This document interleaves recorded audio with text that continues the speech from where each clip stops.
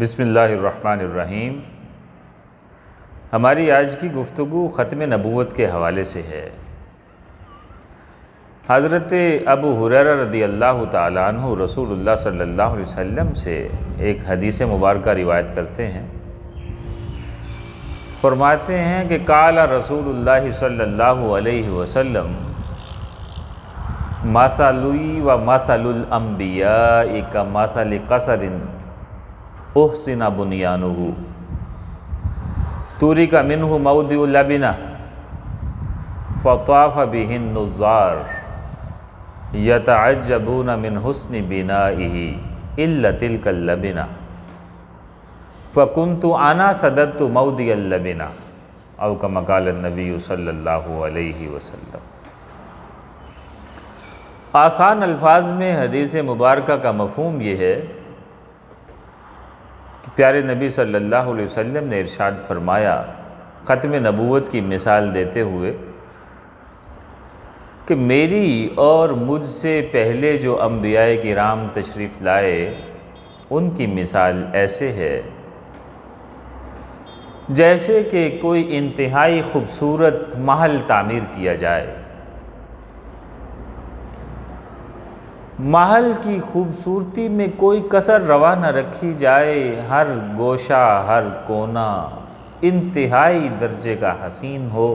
لیکن اس محل میں ایک اینٹ کی جگہ خالی چھوڑ دی جائے۔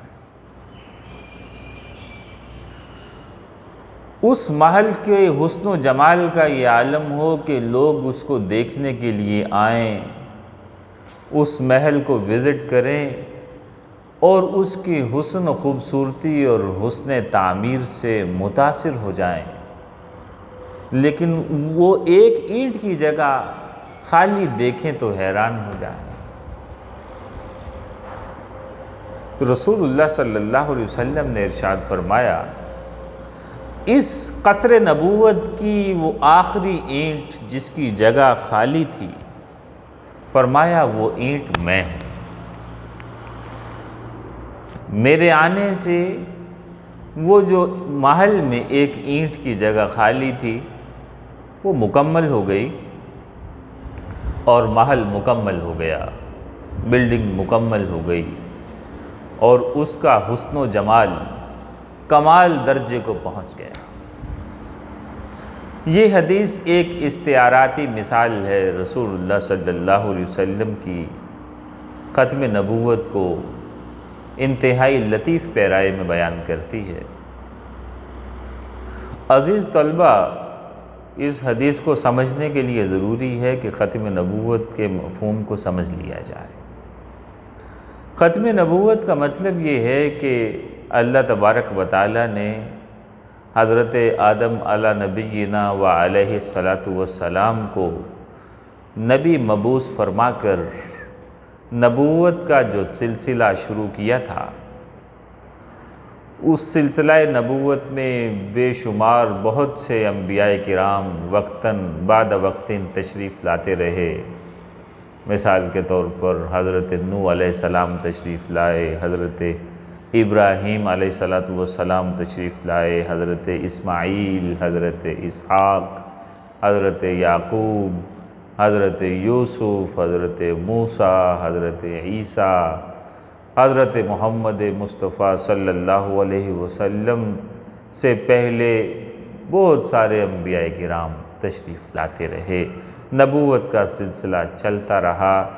نبوت کا یہ سلسلہ حضرت محمد مصطفیٰ صلی اللہ علیہ وسلم کے تشریف لانے پر مکمل ہو گیا، نبوت ختم ہو گئی اور کوئی نیا نبی رسول اللہ کے بعد تشریف نہیں لائے گا۔ یہ ختم نبوت کا مفہوم ہے کہ نبوت کا سلسلہ جو حضرت آدم سے شروع ہوا، محمد مصطفیٰ صلی اللہ علیہ وسلم پر نبوت کا وہ سلسلہ مکمل ہو گیا۔ اب کسی نئے نبی کی آمد کی کوئی گنجائش نہیں رہی۔ یہ مسلمانوں کا مسلمہ اور اجماعی عقیدہ رہا ہے۔ قرآن و حدیث اور اجماع امت تینوں جگہوں سے یہ عقیدہ ثابت ہوتا ہے۔ مثال کے طور پر اگر ہم قرآن کریم کی بات کریں تو قرآن کریم کے اندر اللہ تبارک و تعالیٰ نے ارشاد فرمایا، بسم اللہ الرحمن الرحیم، ما کان محمد ابا احد من رجالکم ولکن رسول اللہ وخاتم النبیین وکان اللہ بکل شیء علیما۔ محمد صلی اللہ علیہ وسلم تمہارے مردوں میں سے کسی کے باپ نہیں ہیں، بلکہ اللہ کے نبی اور اللہ کے رسول اور اس کے آخری نبی ہیں، اور اللہ تعالیٰ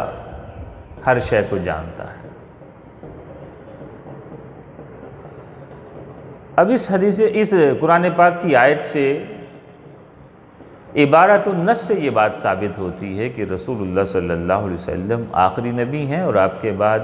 کسی نئے نبی کا کوئی امکان نہیں ہے۔ اس کے علاوہ ایک بات اور بھی پیش نظر رہنی چاہیے کہ پچھلے انبیاء کرام اپنی تعلیمات میں اپنے بعد میں آنے والے انبیاء کی پیشگوئی کیا کرتے تھے کہ میرے بعد فلاں نبی آئے گا، جیسا کہ خود حضرت عیسیٰ علیہ السلام نے اپنے امتیوں کو رسول اللہ صلی اللہ علیہ وسلم کی آمد کی پیشگوئی ارشاد فرمائی تھی۔ قرآن کریم بھی اس کو بیان فرماتا ہے کہ مبشرم برسول یاتی من بعد اسمہ احمد، کہ میں ایسے نبی کی خوشخبری دیتا ہوں جو میرے بعد آئے گا اور اس کا نام نامی احمد ہوگا۔ یہ حضرت عیسیٰ علیہ السلام کی دی ہوئی خوشخبری ہے جو انہوں نے رسول اللہ کی آمد کی خبر اپنی امت کو پہلے سے ارشاد فرمائی تھی۔ تو یہ ایک سلسلہ چلا آتا تھا کہ آنے والے نبی کی اطلاع پچھلے انبیاء کرام کسی نہ کسی طور پر اپنی امت کو دے جایا کرتے تھے۔ اگر ہماری رسول صلی اللہ علیہ وسلم کے بعد بھی کسی نبی کا آنا ممکن ہوتا تو رسول اللہ صلی اللہ علیہ وسلم اس کی آمد کی ہمیں اطلاع فرماتے، لیکن اس کے برعکس رسول اللہ صلی اللہ علیہ وسلم نے جو تعلیمات چھوڑی ان میں کیٹاگوریکلی نئے نبوت کے امکان کو بالکل ختم کر دیا گیا۔ اسی بنیاد پر رسول اللہ صلی اللہ علیہ وسلم کے بعد کے اگر واقعات کو دیکھیں، جب رسول اللہ صلی اللہ علیہ وسلم نے اس دار فانی سے پردہ فرمایا تو بہت سے لوگوں نے نبی ہونے کا دعویٰ کر دیا۔ حضرت ابوبکر صدیق کا دور خلافت تھا۔ حضرت ابوبکر صدیق رضی اللہ تعالی عنہ نے صحابہ کرام کے ساتھ مل کر ان لوگوں سے جنہوں نے نبوت کا جھوٹا دعویٰ کیا تھا، ان لوگوں سے جنگیں لڑی، ان سے جہاد کیے اور ان کا قلع کما کر کے اسلام کو اس فتنے سے محفوظ کیا۔ اس سلسلے میں جو جنگیں لڑی گئیں ان میں بہت ہی مشہور جنگ یمامہ ہے جو مسیلمہ کذاب کے خلاف لڑی گئی۔ اس کے علاوہ بھی بہت سے لوگوں نے آنے والے ادوار میں نبوت کے دعوے کیے تو مسلمانوں حکمرانوں نے ان لوگوں کا خاتمہ کیا اور ان فتنوں سے مسلمانوں کو محفوظ کرنے کی پوری کوشش کی۔ اس سے یہ بات پتہ چلتی ہے کہ رسول اللہ صلی اللہ علیہ وسلم کی تعلیمات کی روشنی میں پوری امت کا حضرت ابوبکر صدیق سے لے کر الحمدللہ آج کے دن تک ہر مسلمان کا اس بات پر اجماع ہے کہ رسول اللہ صلی اللہ علیہ وسلم آخری نبی ہیں اور آپ کے بعد اور کوئی نبی نہیں آئے گا۔ عقلی طور پر بھی اگر دیکھیں تو رسول اللہ صلی اللہ علیہ وسلم کی تشریف آوری کے بعد کسی نئے نبی کی آمد کی ضرورت باقی نہیں رہتی، کیونکہ نئے نبی کی ضرورت تب پیش آتی ہے جب پرانے نبی کی لائی ہوئی تعلیمات دنیا سے اصل حالت میں مٹ جائیں۔ الحمدللہ رسول اللہ صلی اللہ علیہ وسلم کی جو لائی ہوئی تعلیمات ہیں قرآن کریم کی شکل میں یا حدیث مبارکہ کی شکل میں، اللہ تبارک و تعالیٰ نے اپنے فضل سے ایسا انتظام فرمایا کہ رسول اللہ کی تعلیمات رہتی دنیا تک کے لیے محفوظ ہو گئیں۔ رسول اللہ صلی اللہ علیہ وسلم کی تعلیمات میں اگر ہم قرآن کریم کا تذکرہ کریں جو اللہ تعالیٰ نے آپ پر نازل فرمایا، تو اللہ تعالیٰ خود فرماتا ہے اِنَّا نَحْنُ نَزَّلْنَا الذِّكْرَ وَإِنَّا لَهُ لَحَافِظُونَ، ہم نے بے شک یہ نصیحت نازل کی اور ہم ہی اس کی حفاظت کریں گے۔ رسول اللہ صلی اللہ علیہ وسلم کو اللہ تعالیٰ نے یہ جو نصیحت عطا فرمائی تھی رسول اللہ کی امت کی خاطر، 1500 سال تقریباً ہونے کو ہیں، 1000 دشمنوں کے چاہنے کے باوجود الحمدللہ یہ نصیحت ہم فخر کے ساتھ کہہ سکتے ہیں کہ بغیر کسی معمولی سی تبدیلی کے اپنی اصل حالت میں ہر مسلمان کے ہاتھ میں موجود ہے، اور آج بھی دنیا میں سب سے زیادہ پڑھی جانے والی کتاب، دنیا میں سب سے زیادہ چھپنے والی کتاب، اور دنیا میں سب سے زیادہ عرصے تک مسلسل توجہ حاصل کرنے والی کتاب قرآن کریم ہے۔ ایک سوال بعض حلقوں کی طرف سے، یا اس کو ایک اشکال کہہ لیں، یہ پیش کیا جاتا ہے کہ رسول اللہ صلی اللہ علیہ وسلم رحمت للعالمین ہیں اور نبوت بھی ایک رحمت ہے۔ رسول اللہ صلی اللہ علیہ وسلم کی تشریف آوری سے اس کائنات میں جو برکتیں تھیں وہ بڑھی ہیں، جو نعمتیں تھیں ان میں اضافہ ہوا ہے۔ تو یہ کیسے ممکن ہے کہ رسول اللہ تشریف لائیں اور رسول اللہ صلی اللہ علیہ وسلم کے آنے کے بعد نبوت کی برکت جو پہلے اس انسانیت کو حاصل تھی، نئے نئے انبیاء آتے رہتے تھے، وہ برکت اب اٹھا لی جائے؟ یہ ایک مغالطہ ہے جو کمزور ذہن کے اور کم علم لوگوں کو گمراہ کرنے کی خاطر جو جھوٹے نبی ہوتے ہیں وہ یا ان کے پیروکار یہ مغالطہ پیش کرتے ہیں۔ تو عزیز طلبہ، ادنا عقل والا انسان بھی جانتا ہے کہ موجودہ دور میں کسی بھی نئے نبی کا آنا یہ برکت کا سبب نہیں، بلکہ افتراق اور انتشار اور خلفشار اور باہمی نفرت و تنفیر کا موجب ہوگا۔ امت کی وحدت پارا پارا ہو جائے گی، تو لہٰذا نئے نبی کی آمد اب اس امت کے لیے یا انسانیت کے لیے باعث برکت یا نعمت نہیں، باعث نحوست اور ایک انتہائی قبیح درجے کی لعنت ہوگی۔ اللہ تبارک و تعالیٰ کے نبی نے چونکہ آ کر دین کی تکمیل کر دی، دین کو محفوظ فرما دیا، اس کی تشریح کر کے عملی طور پر اسوہ حسنہ کی شکل میں پیش کر دیا،